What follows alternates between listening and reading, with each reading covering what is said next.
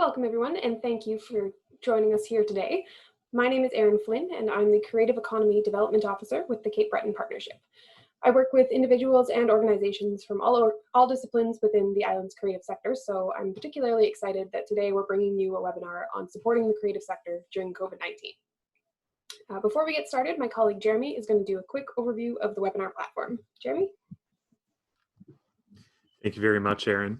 Thank you very much, everyone, for attending today. Really appreciate it. We have a great turnout, and we're very excited. We're using the Zoom webinar platform to host this webinar today. For those of you who are not familiar, you'll see at the bottom of your screen a Q&A tool which enable you to ask questions throughout the presentation. We will be holding questions until the end of the presentation to give our speakers a chance to finish up everything. And you'll also see a chat function down below, and that chat function will let you see if you have to give us any information or make comments, or let us know if you have a technical difficulty. I see a few comments already. Is there audio yet? Yes, there is. And then they said, never mind. So they hear me. So thank you again. If you have any questions, I'll put our email address there and you can just let us know. And in the meantime, Erin, I think you can take it away. All right. Thank you, Jeremy. As we all navigate the changes facing us due to COVID-19, our hope is that Cape Bretoners are staying healthy and safe and continuing to foster their creative spirits.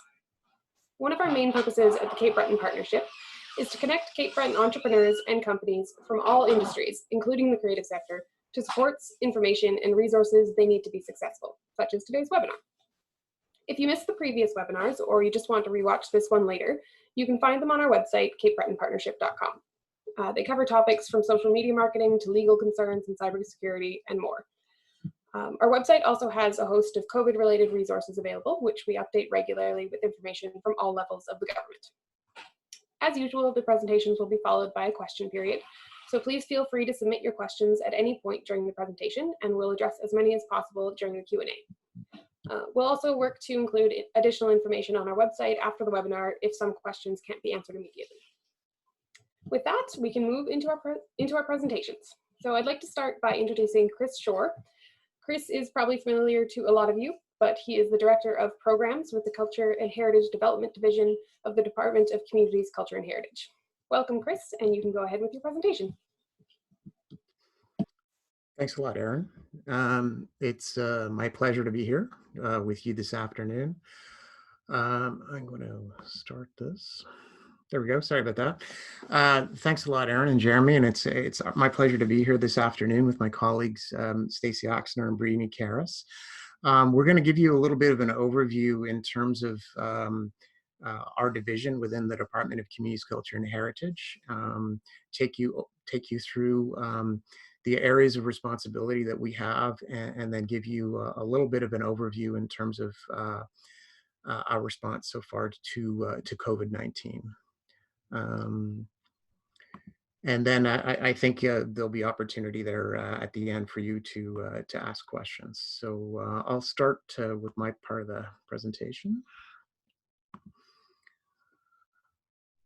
And just 1 second. So as I said, my title is the Director of Programs for the Culture and Heritage Development Division. We're a division of the Nova Scotia Department of Communities, Culture and Heritage. That division has kind of 3 entities associated with it. The one that I'm responsible for, Culture and Heritage Development, largely funding kind of creative industries and some heritage interests.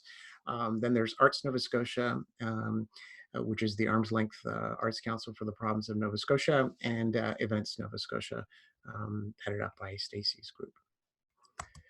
The Culture and Heritage Development Division has an overview, really a mandate to actively support Nova Scotia's arts, culture, and heritage and major events through investment programs that enhance culture and economic social growth. We work to foster development within these areas through a wide range of activities and programs. In addition to funding, we provide strategic direction and advice about the arts, culture, heritage, and major event sectors to the minister and to the rest of government. So my division within this area is specifically in and around support for culture and heritage programs. So we have We support community and non-for-profit cultural sector through a culture and youth activities program, through a rather significant operating support program to cultural organizations. So we fund close to, I think it's somewhere in the neighborhood of about 75 different organizations throughout the province with operating support. We have a creative industry development section, which has the Creative Industries Fund and the Screenwriters Development Fund. In addition, our department also has heritage interests. So the Heritage Property Program, we run that, which is funding improvements to heritage properties. Heritage Development Fund, Strategic Development Initiative, and the Community Museum Assistance Program. That's support to all the community. There are 65 community museums across Nova Scotia. We provide operating fund to them. In addition, we also have regulatory responsibility for archaeology and paleontology. So we manage heritage research permits, and we have responsibility for the implementation of the Special Places Protection Act. So a kind of a wide range, a pretty big scope of responsibility there in that one area. In terms of the COVID response, really, I'll touch on some of the main areas that we've been involved with since all of this hit us, really.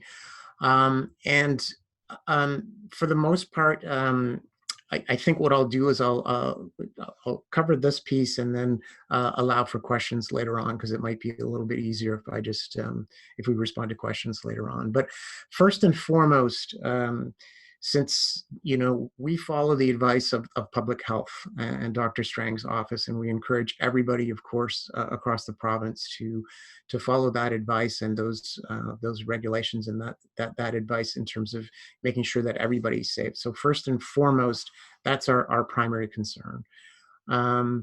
We do support, as soon as this happened, we took a look at our area of programming, and we identified a couple of sort of overall objectives that we're adhering to, and that is the sustainability of the arts and culture organizations and the event sector, support for artists and cultural workers.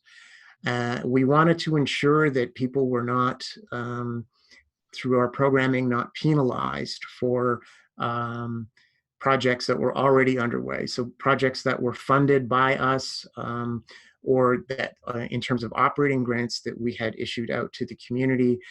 We understand the impact that the pandemic has had, specifically within the performing arts sector, but also in the arts and culture sector in general. And we want to ensure that we want to help create stability and sustainability within that sector. So we are not, we're allowing great flexibility in terms of the grants that are already out there. And we did expedite the advancement of operating support to cultural organizations, and Brandy will mention a little bit later, to arts organizations as well. So that really is about sustaining the sector, ensuring that people have access to those grants, and that they're able to keep going for the time being. The other thing that I want to mention before handing it over to Stacy, who's going to take the second part of this, is we have, last week, Dr. Strang started consulting with businesses and associations on a reopening plan. So the details of that plan have not yet been developed, but what Dr. Strang has been sharing, and maybe some of you have already been contacted, is that he's planning on holding a series of consultations. These consultations, he's going to share elements of a national public framework developed by his office and with colleagues from across the country. This is really about sharing information about how to help organizations plan for the safe reopening when the time comes for that. So the businesses and different sectors in Nova Scotia are being asked to adapt public health guidelines for their own circumstances and to develop a plan for reopening to the public. So what's going to be happening is that Dr. Strang has shared a list of stakeholders who will be part of this work. The focus will be on the pandemic response, and particularly those who were forced to close. But there's going to be a series of consultations held by Dr. Strang with the community. For our particular sector, that's going to be managed through our Department of Communities, Culture, and Heritage. And you'll be asked to participate on a call with Dr. Strang, and then follow up, we'll be developing plans for various sectors within the cultural sector and feeding that back up into his office in terms of how to plan specifically for the reopening when the time comes. So I think what I'll do is I'll end at that point, and I'll hand it over to Stacy, and she can take you through a presentation about Events Nova Scotia. Thanks, Chris. Hi, everybody. Great to be here. Thank you so much for the invitation. Cape Breton are in the house. I had to say that, North Sider to be specific. And I was very much hoping that I could be in Cape Breton this weekend for hiking day, and that will only mean something to those of you from the North Side. But it would be hiking day in Cape Breton on this Monday. Little known fact for you all. So what I thought I'd do is just walk you through a little snapshot of who we are at Events Nova Scotia. As Chris mentioned, we are a division of CHD within Communities, Culture, and Heritage. And we moved to CCH back in 2016. So originally we were part of Events Nova Scotia, and this is a look at our small but mighty team. And together we're event professionals in various scopes and sizes, from sport to culture.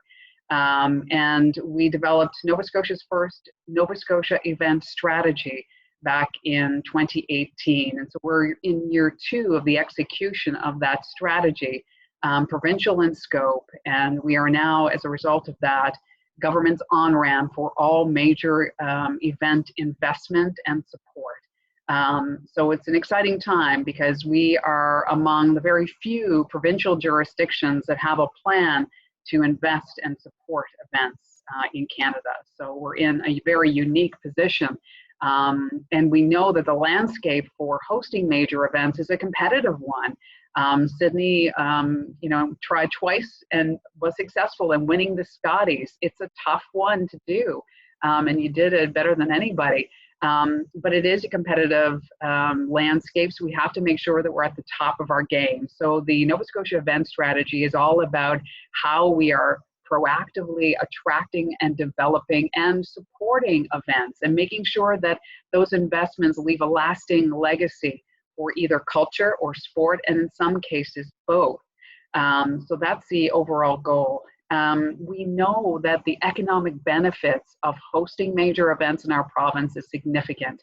And here are a couple of examples of recent major events and the impact that they've left behind on our economy. Scotties, Tournament of Hearts. Sydney was alive in February, and we contributed almost just over actually $4 million to the economy as a result of hosting that event. And many visitors may not have come to Nova Scotia if it wasn't for that event. And Memorial Cup, just as significant as was the World Junior Curling Championship, which was hosted in Liverpool. So the economic benefits are there in hosting events. The overall goal of the Nova Scotia strategy, which I alluded to, is to create, develop, invest in major events that take advantage of the authentic assets that we already have here, and culture is certainly among them. And we want to make sure that we're investing in events that leave a legacy for all of us, that benefit all of us. And the overall goal is supported by these pillars that you see here. Funding things to make sure that we're investing in events that contribute to that overall goal. So within the Nova Scotia event strategy, which I can share at the end of this presentation for all of you, you'll see a winter theme. So what we heard through our research and the development of this strategy is we want to be focused on the off season. There's a real opportunity to create new events or attract events that happen in a time in our province and in Cape Breton where there's less traffic already happening. Event environment is making the conditions right to host an event here, making it easy for people to come to our place and host.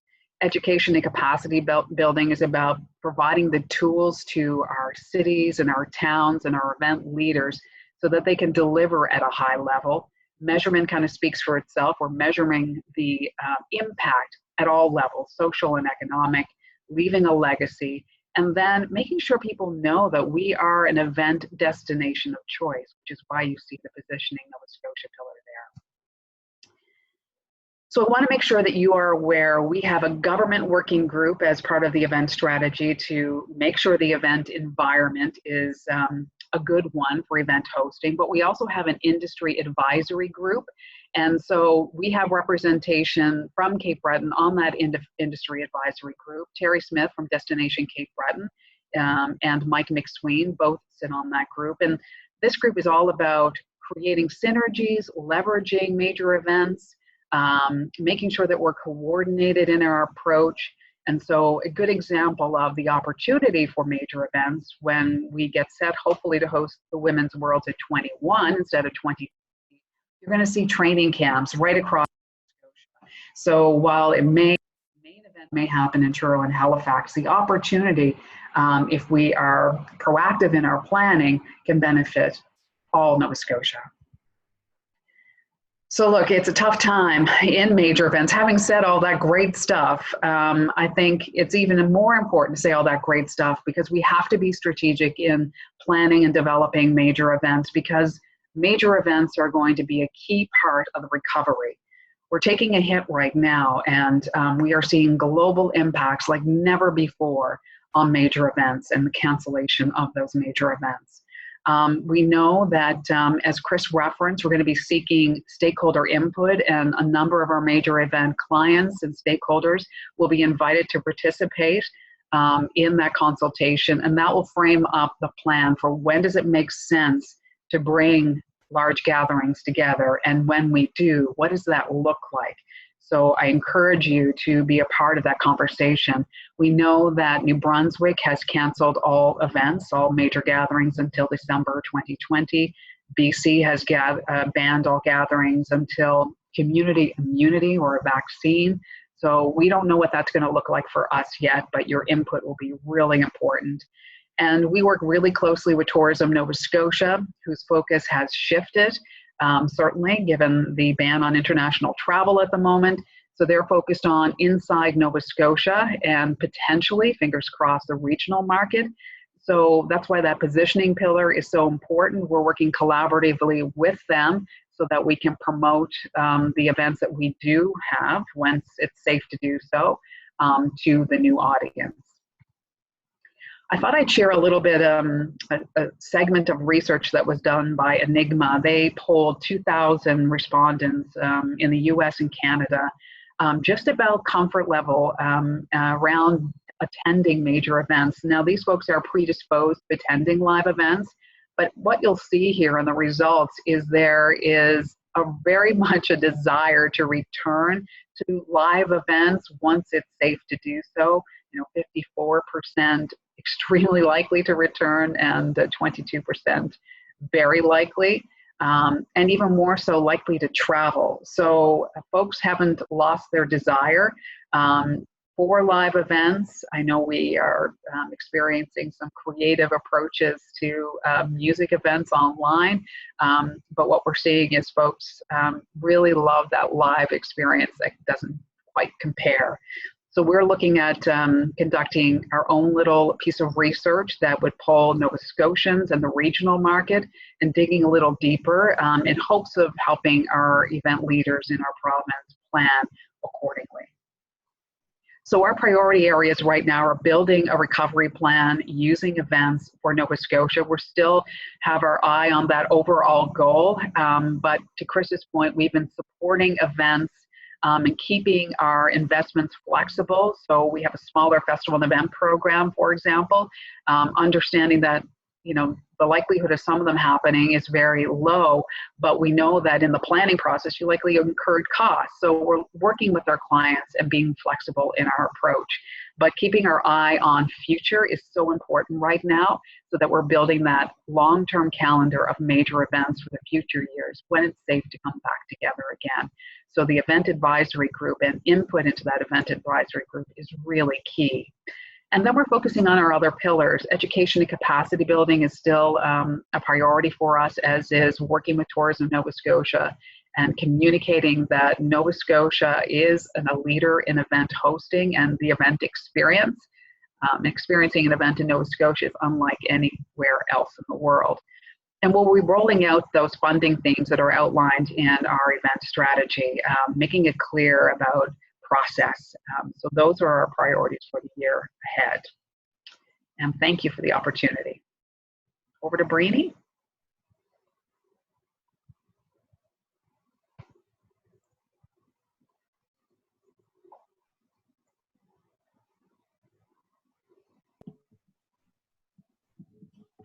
There she is.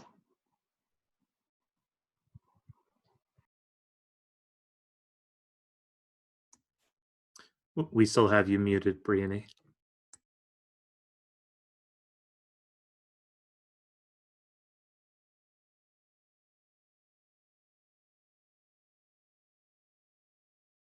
Okay.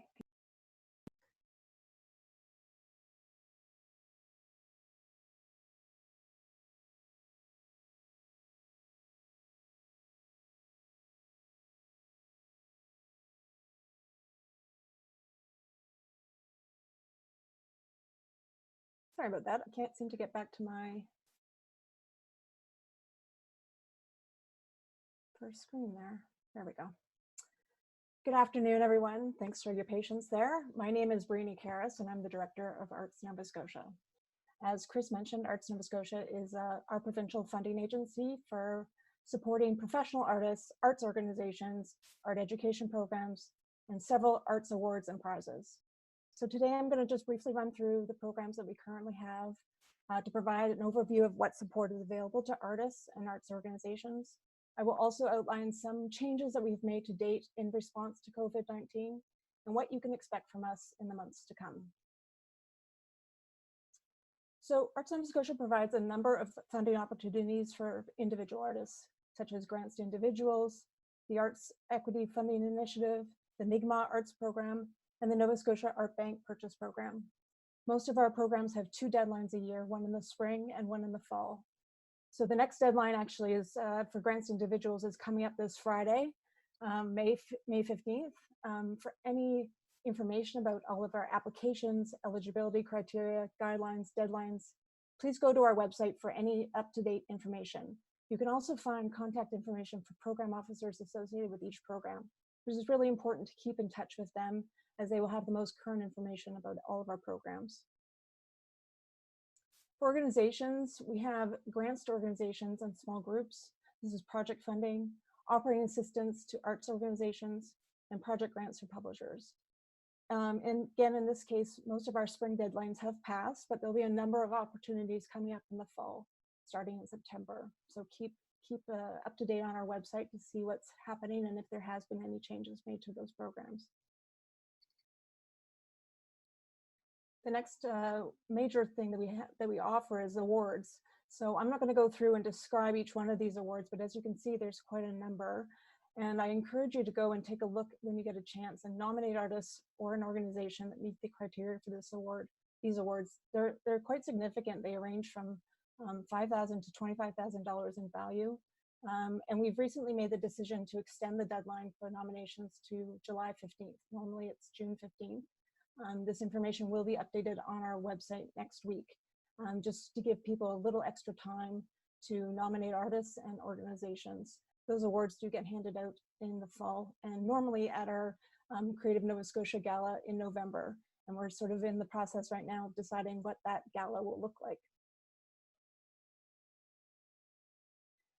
So to date, we've sort of responded in a few different ways I'm just going to take you through quickly sort of what our response has been to our programs. Mostly it's been reactive, to be honest, just to sort of be able to ensure that artists can not only access our program, but that we can sort of function as organizations. So we've adapted some of our deadlines. We've extended the deadline to the grants to organizations and small groups, and also the Arts Equity program in the spring. We changed some of the eligibility criteria, so we had to adapt some of our guidelines to account for public health restrictions. For instance, we've paused the allowance for travel-related expenses and projects that involve large gatherings. And we understand that it's difficult for applicants to predict scenarios in the upcoming months, and therefore we also encourage applicants in all of their writings that they add contingency plans to their grant applications. For example, if a presentation to a small group is still not possible in the fall, can it be moved to a virtual space? Again, I really encourage people to reach out to the program officers to have these discussions. We're there to help. We want to be flexible. We want to sort of assist artists and arts organizations as best we can moving forward. We switched fully to emailed applications. So, you know, before we were allowing email applications, but mostly people were still mailing in their applications. But we really encourage people to email their applications only. We've developed a number of resources to aid artists in applying over email, because we know that not everyone is comfortable doing that. And we also released our operating grant to our organizations that receive operating assistance. And we did this so that we could ease their cash flow and stabilize support. The other thing that I will just mention is that we've posted a helpful resources for artists who have been impacted by COVID-19 on our website. So this includes both government and community resources, and the effort to update this with the most current information. Similar to this webinar today, we're going to host our own online Q&A for artists on May 21st at noon. So staff will be available to answer questions, and we will be soliciting feedback for how we can best support the community going forward. Are there new programs to be considered or adjustments within our current suite of programs? We're asking participants to register in advance with specific questions, but there'll also be an opportunity for open discussion. And lastly, I'll just sort of say, you know, stay connected. We really want to encourage our artists and arts organizations to stay connected to us. Reach out by phone or email. Follow our social media channels. Check out our website to keep up to date with the latest news and information regarding our programs. As we've experienced in the last 2 months, circumstances can change very quickly, and we're making really every effort to adapt and respond as necessary. The work over the course of the next few months will be more proactive, planning for possible scenarios and thinking about the longer term plan in these uncertain times. The Arts Nova Scotia Board of Directors and staff will continue to adjust programs as necessary, coordinating with federal and provincial initiatives, and collaborating with community to best serve the arts sector in Nova Scotia. I just want to thank you for your time, appreciate your questions, and look forward to the discussion ahead. All right, thank you very much, Brandy, and thank you to Stacy and Chris as well. So with that wrapping up the presentations, we can move into the question and answer period. Just a reminder to all of the participants that if you can put your questions into the Q&A function rather than the comments or chat box, that'll help us a lot. And we already do actually have a question waiting. So this one came in right at the start of the presentations, and it says, New Brunswick provided funds to Music New Brunswick to pay artists for live streams. With the NAC funding being inaccessible to many emerging artists, is there any intent to support these artists through Music Nova Scotia or CD Mike, or through another funding mechanism, as these artists are unable to progress on projects during the pandemic? So that's a really good question. I'll take that one because that's kind of in my area. Right from the beginning, the response of our division was to, first of all, to reach out to all of the sectors that we have responsibility for, including music. So that's one area, but there's lots of other areas in the cultural industries.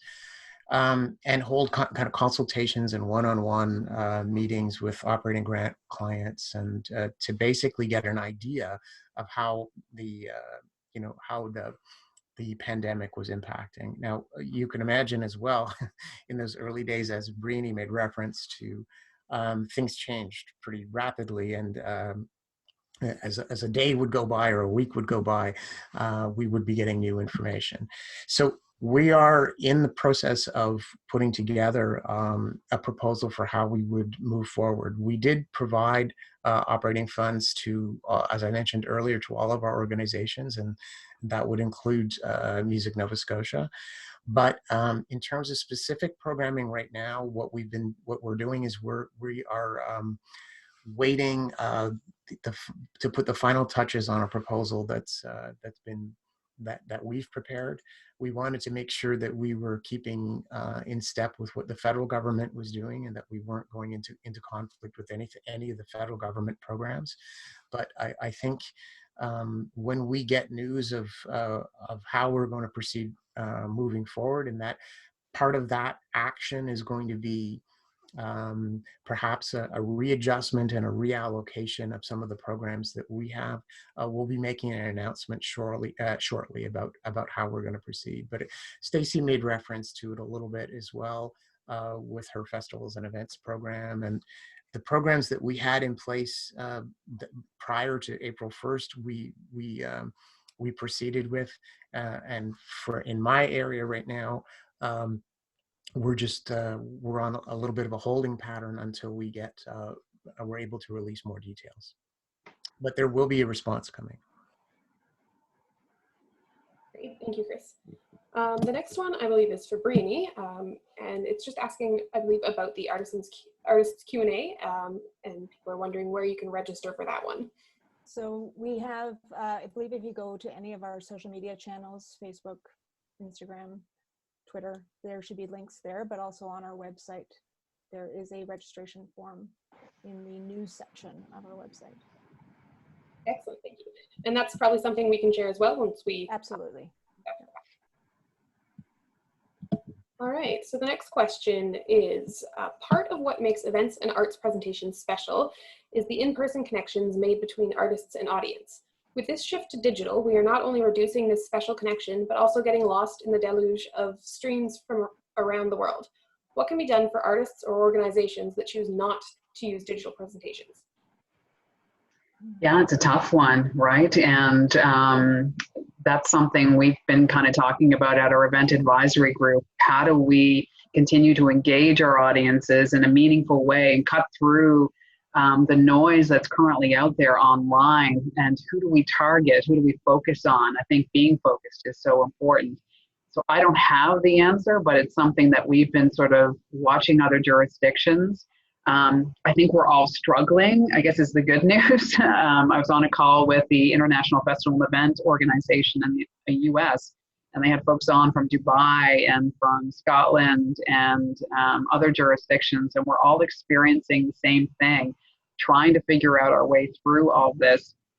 I think in many cases, the focus right now is on strengthening the organizations and keeping them viable so that we're ready post-COVID to welcome folks back. And I think we just need to figure out how do we then communicate to our audiences and keep them engaged. So Joe, if you have any, I think Joe asked that question, if you have any brilliant ideas, call me, or, be a part of the conversation. We certainly welcome a coming together and sharing of ideas for sure. I think the other thing, just to add to what Stacy said, is, the challenge here is that in certain circumstances, we can have a kind of an innovation can happen in terms of using digital platforms for lots of different ways. So digital is a very big word. It means a lot of different things. But I don't think it's intended to replace a kind of traditional structure. I think when we talk about looking to invest perhaps in new digital platforms, we're looking to use it as a kind of a lever, as a short-term kind of measure to get us through, because one day this will be lifted. We will return to a new place. But, while we do that, as we're doing that, we're hoping to give organizations and artists tools and opportunities to perhaps find new ways of engaging with people. But the intention, I don't think, is ever to replace a live experience, you know, and I think really it's about preparation, doing what you can do now. Stacy made reference to it. As if there are artists out there, this is a period of creation and kind of innovation, and if that's what you can focus on, um, then I think that's kind of the best approach. But there's never, I don't think, an intention to replace anything, because we're not going to be able to, we don't want to replace a live experience, in fact. No, and that research shows that people want to return to that live experience. It just can't be replicated online. So how do we get through this until we can do that again, I think is the key. How can we continue to engage audiences? Yeah, I think that's definitely something that is on a lot of people's mind right now. So the next question comes from Wesley Colford, and he says, so far, the only specific arts and culture funding announced by the federal government seems to be available only to currently successful applicants to Heritage Canada and the Canada Council for the Arts. Many Nova Scotia arts organizations will not qualify for the $500 million announced. What can your organizations do to advocate for an expansion of eligibility for those federal funds? And what will Nova Scotia, your organizations, be doing to support sustainability of Nova Scotia arts organizations as specified in the community's culture and heritage priorities? So maybe I'll jump in, and then maybe Brandy, you can add to that. So hi, Wesley. I know Wesley well. Thank you for your question. I think the main piece there is to look at what the federal government announced, the Department of Canadian Heritage announced in their phase 2. So there are 2 phases to their support. Phase 1 and phase 2. In phase 2 of their funding plan, they identified organizations that they don't have a pre-existing relationship with. So this is the Department of Canadian Heritage now that I'm speaking of. And in phase 2, they definitely have they've set aside funding for organizations that haven't previously had a funding relationship with them. So there's a possibility there for you to access and apply to funds through that program. We don't have the details of what the Canada Council is announcing yet. That's still pending. We know that they're receiving $55 million in support. Again, something that I would just recommend that you keep your eyes peeled for that. And as I mentioned before, Wesley, we do have, we are preparing a response. It's a multifaceted response. There's lots of levels and lots of parts to it. And as soon as we're able to share that news with you, we absolutely will. Yeah, I mean, I would just echo what you just said. You know, a lot of what we're trying to respond to is also what's happening on the federal level. So not wanting to, you know, waiting to see what those details are before we sort of go into details of how we want to respond. But as Chris said, we're waiting for the details from the Canada Council announcement. I will be on you know, we keep in close contact with our partners across the country, or the other arts councils across the country, including Canada Council, and I'll be on a call with them this week. So I'm hoping maybe we'll get a few more details at that time, but we'll follow up as soon as we know. We also have 2 advanced questions that I'd like to throw in. The first from Christy McRae. A major area where arts organizations are falling through the cracks perhaps is in the CEBA announced by the federal government. Theatre Bedeck, like many other arts organizations, issues greater than $20,000 in T4As each year, but not in T4s because so many in its workforce are independent contractors. Is anyone advocating or the arts organizations that fall into these categories so that they can access loans with its favorable repayments, with that favorable repayment scheme? So that would again fall into that Canadian Heritage. So the intent of that Canadian Heritage Emergency Relief Plan, again, and I think for Theatre Bedeck, it would be the same as kind of with the Highland Arts Theatre situation. It would be the phase 2 part of that funding that was announced, and it's specifically geared there towards organizations that don't necessarily have employees in the traditional way, sort of contract workers. So I would keep your eyes open for those announcements through Canadian Heritage, and the same thing as I said with that I mentioned in response to Wesley's question, which is we will be announcing things shortly as well. Excellent, thank you. Thank you. Okay. In the Q&A is a question from Robin Martelli. Can Brandy repeat the deadline for the Artist Recognition Award nominations and maybe send a link to the chat in the nomination page? So I think we did put a link already in the chat, but if you wanted to just repeat the deadline, that would be helpful. So right now, I believe on our website, the deadline says June 15th, but we're going to be extending those deadlines to July 15th. Perfect, thank you. All right. And we have another question here for Brandy. Brandy, did you say that on the Arts Nova Scotia website, there's a section detailing or linking to sources of funding or assistance to artists? And did Trudeau announce something specific for self-employed artists? So with self-employed artists, he didn't specifically mention artists, self-employed people. So from our understanding with the CERB program is that what we were concerned about was that for many artists to receive the CERB program when it was first announced is that they seemed to be ineligible if they were earning any kind of income. That has changed. So there is an ability to earn up to $1,000 a month and still be eligible for CERB. So we know that that's been quite beneficial to many artists. We do have, thank you, Lauren. Lauren's just posted in the chat there the helpful resources link on our website. It's in the news section. I believe there's also a hot link under COVID resources.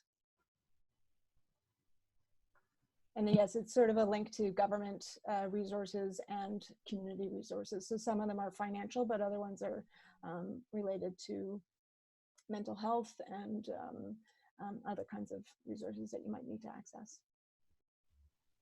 Excellent, thank you. Jeremy, I believe you said we had a second advanced question. Did you want to take that one next? I seem to always be muted when I don't think I am. I thought we had a second one, but I'm not actually seeing it here. But perhaps they will be able to send it through the Q&A tool. But we can go back to the top of the list here as we've received a few more questions. Excellent. All right, so I think the next one in the queue is from John Ellingbo. He says, is there any plan for longer term support for those of us that are suppliers to the events industry?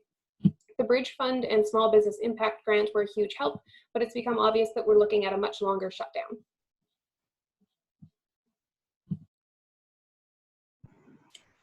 Great question, John. Hi, Chris. I'm not sure if you want to take this one, but we currently don't have a plan in place. But I think that's why having these kinds of conversations is really important to understand. And that's been the challenge, I think, for all of us is waiting for the federal government to announce their funding programs and then figuring out how we can layer in our grants and programs to fill in those gaps. But we can take that question away too and check with even the Department of Business to see if they might have something that might be able to help you out. Yeah, that's absolutely. We'll bring that over to the Department of Business. Those are programs that are offered through the Department of Business, and certainly I know that there's we have in our department staff who are participating, collaborating with them. They're constantly evaluating the programs that are out there, and of course, evaluating, reevaluating as we move through this, because it's uncharted territory for all of us. But I do know that the intention there is to take stock basically each couple of weeks they take a look and determine how best they can respond to the needs of the community. But we'll take that question with us and actually bring it to the Department of Business. But I know they're constantly planning and looking at which programs they want to continue, whether there's new ones that they want to put in. That's a constant state kind of evaluation, reevaluation. Excellent, thank you. All right, The next question is from Joella Folds. She asks, how do we support artists to maintain their careers during this time when they can't reach the public?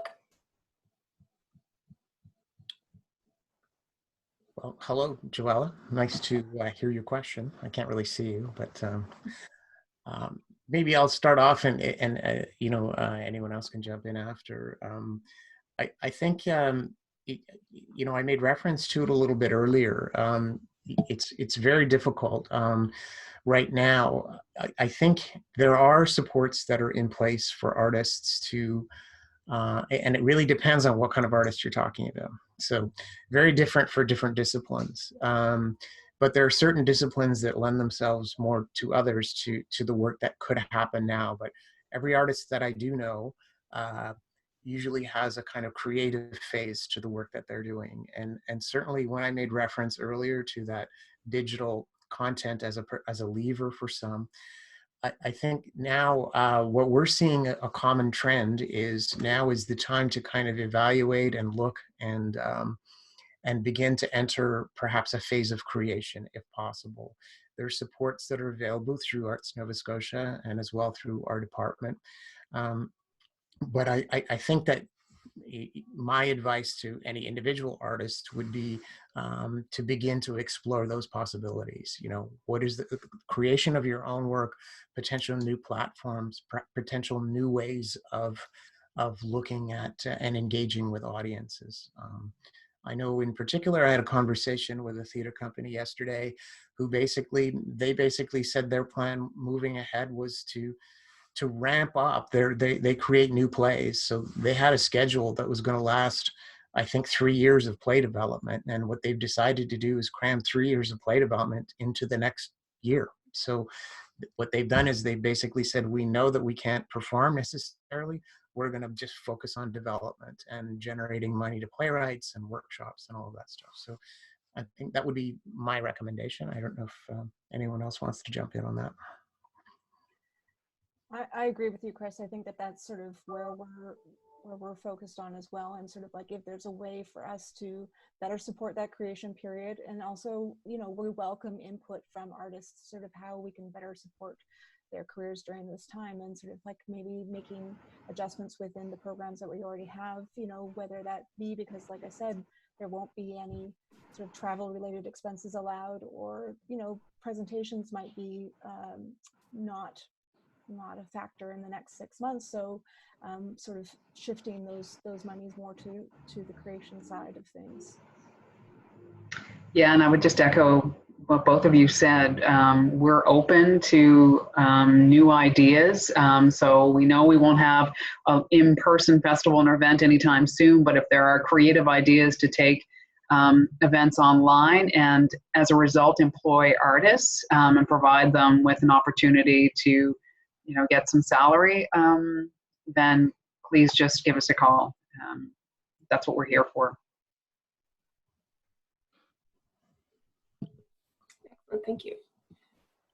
All right, next up is, scrolling through.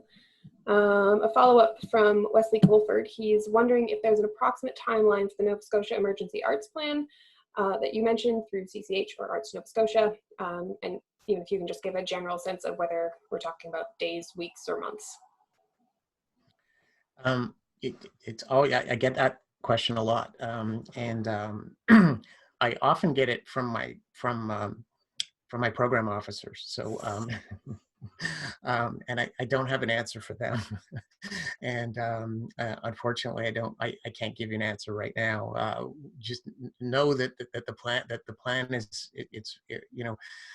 a lot has gone into it. A lot has gone into the preparation of it, and I can guarantee you that as soon as we have news, we'll pass that news along.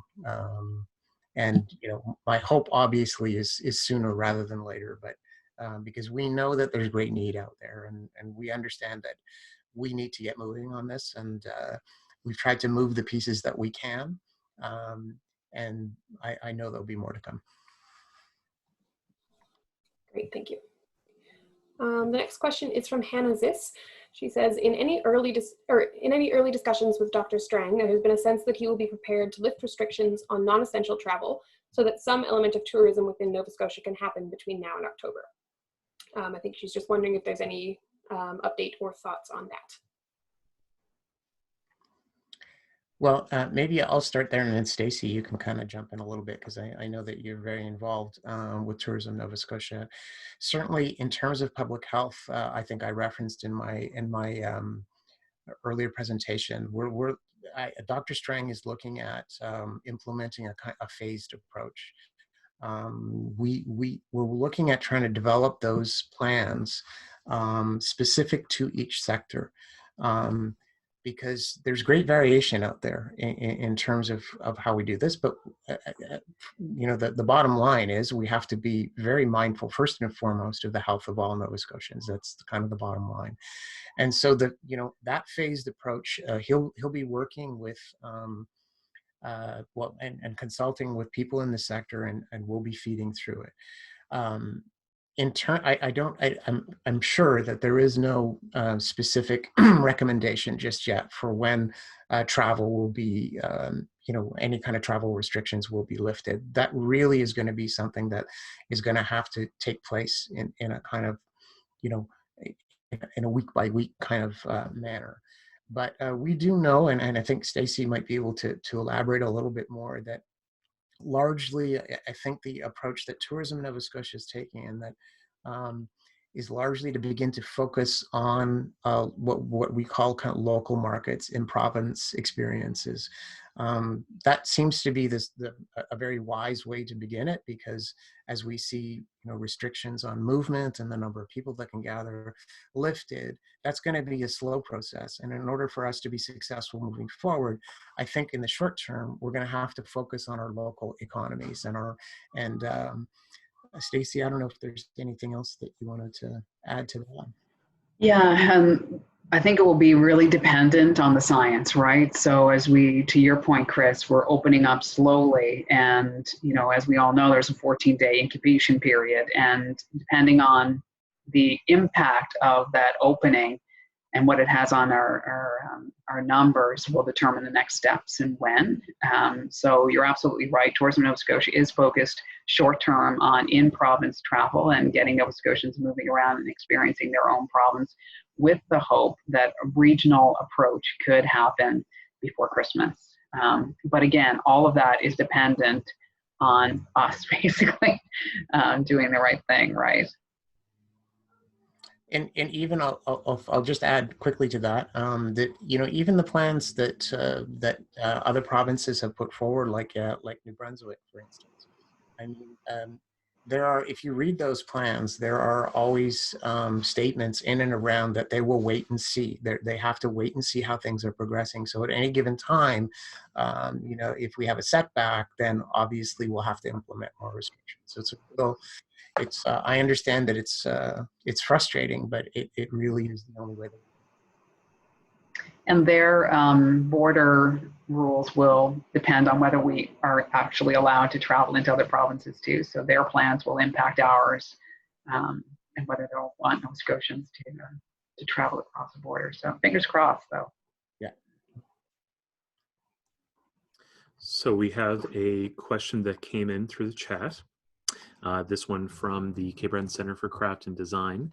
Many artists are exploring the world of digital to get their work to the world, but this requires some level of expertise, such as photography, that may be outside their skills. Is there any consideration being given to helping artists to create a digital presence? Yeah, so I think I'll jump back again and make reference to the kind of the process that we're looking at in terms of recovery. And I made a reference earlier to a kind of multifaceted approach that we would like to take. Certainly, we do see that with the federal government. You see it with programming at the Canada Council. The whole digital discussion that we referenced earlier in the conversation is something that we see as very important. It can have a direct impact depending on your discipline. It can have a real direct impact on how you do things. But the other side of it, of course, is that it means different things for different people. but the whole digital component of that is certainly part of our thinking as we move forward. It's certainly part of our plans. And when when we're able to kind of make an announcement about how we're moving forward, I know that digital will play a big part of it. Thank you. All right. I'm going to take a question that actually came in response to some of the things that you were speaking about for the last question. It comes from Sarah O'Toole, and she says, if we refocus on a local or regional audience, are there plans or ideas around audience development for the arts at the provincial level? What might that education strategy or campaign look like? That's a great question, Sarah. Thank you for that. I think that's something we're still figuring out. I mean, obviously, when we're talking about audiences and people getting together, the first and foremost, the biggest thing is a public health. So how many people can get together, under what circumstances, and I think that's part. Oh no, Chris froze. We may have lost Chris for just a moment. Please have patience with us, folks. While we're waiting for Chris to come back, I will just say that I know Tourism Nova Scotia has been having webinars. Dr. Strang's office. Yeah. So Chris, we lost you there for a second.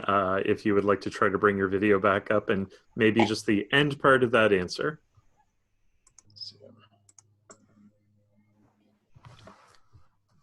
There we go. Sorry about that. Can you hear me now? Everything good? Yes.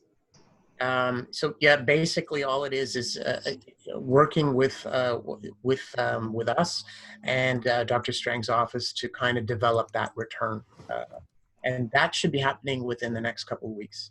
But we would be looking to the sector as well to get recommendations for what works for you. Sorry, jump in there. Excellent, thank you. Stacey, do you have something to add to that?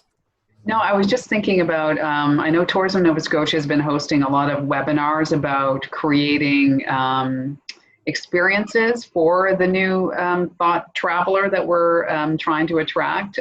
So I would encourage you to look to their website, their industry website. And, you know, there's some programs that they offer too from a digital perspective, because you may find some resources there too. Excellent, thank you.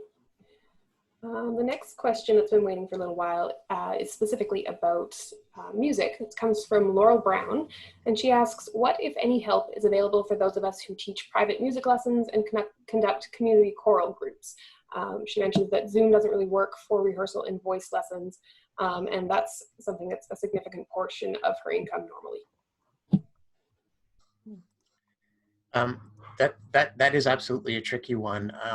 As far as I know, in terms of individual practitioners, the only,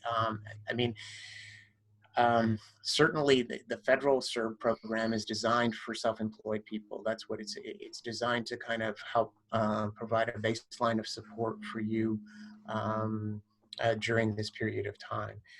Specifically, in terms of choral music, that absolutely is a challenge as we move forward, because we know that certainly singing is a difficult thing, especially, you know, I don't know how you would do that, quite frankly, on a Zoom call.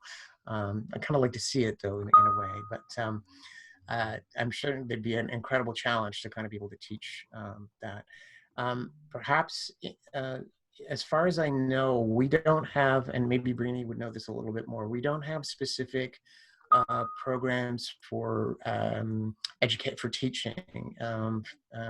Most of our support really is in and around the actual, I don't know, for Arts Nova Scotia, the professional practice in terms of creation and presentation, and for us at CHD, a little bit more in and around creative industries.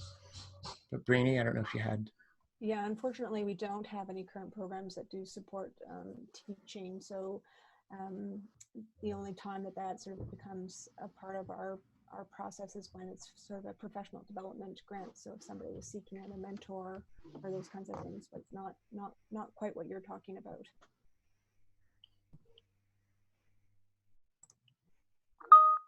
Well, I think that almost wraps us up. We have, I think, one question left. We started with a question from Joe, and we can end with another question from Joe. I think we may have touched on some of this before, but just to come back to it, he asks, how can we provide assistance for these artists that are more traditionally funding their own projects and do not qualify for existing programs? He's given us a little background as well in that, but if you wanted to look at the Q&As for the panelists, I'll just sort of see exactly what we're referring to. So sorry, Aaron, can you, I'm just gonna take a look at Joe's question there.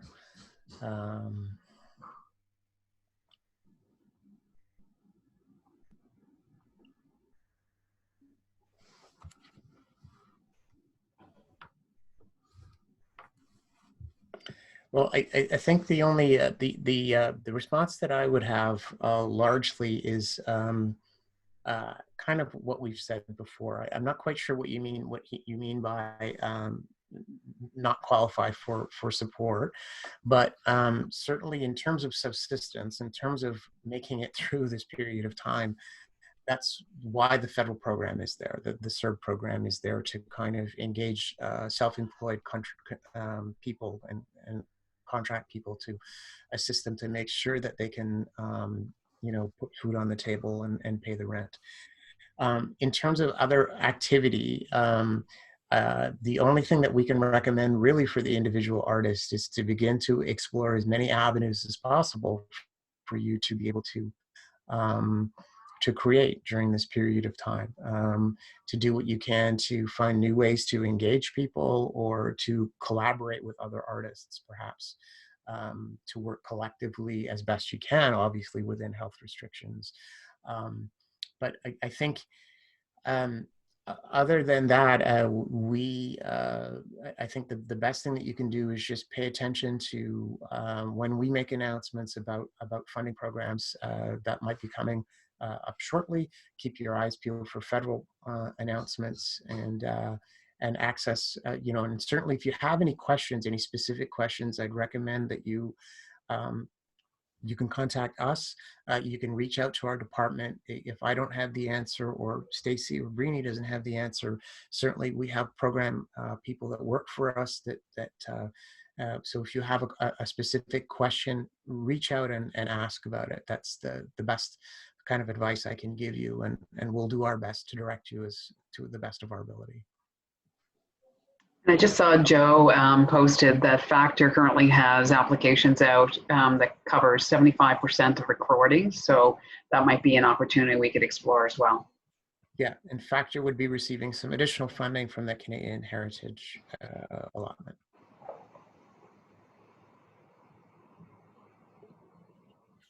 Excellent, thank you. Okay, well, I think that puts us a little bit over time, but reasonably close to our hour. Thank you so much for participating as panelists and answering everyone's questions and giving us so much information about all of your programs. And thank you to everybody who participated as well. It's always great to have people on the call who are interested and engaged. Thank you. No problem. Jeremy, was there any other comments on the technical side that you wanted to mention? No, I think that about covers it. Thank you very much, everyone, for coming out. There were a lot of great questions and a huge attendance. We actually maxed out and sold out 100 registrations for this session, and that is pretty great. Obviously, everyone's hungry for information, and we look forward to bringing you more. And please continue to view into our webinars as we go. Thank you very much, and thanks to everybody. Yeah. Take care. Thank you, everyone. We'll post this webinar after the fact, and we will review and make sure we haven't missed anyone's questions or information. So keep an eye on our website for the slides and the webinar later. Again. Great. Thanks, everyone.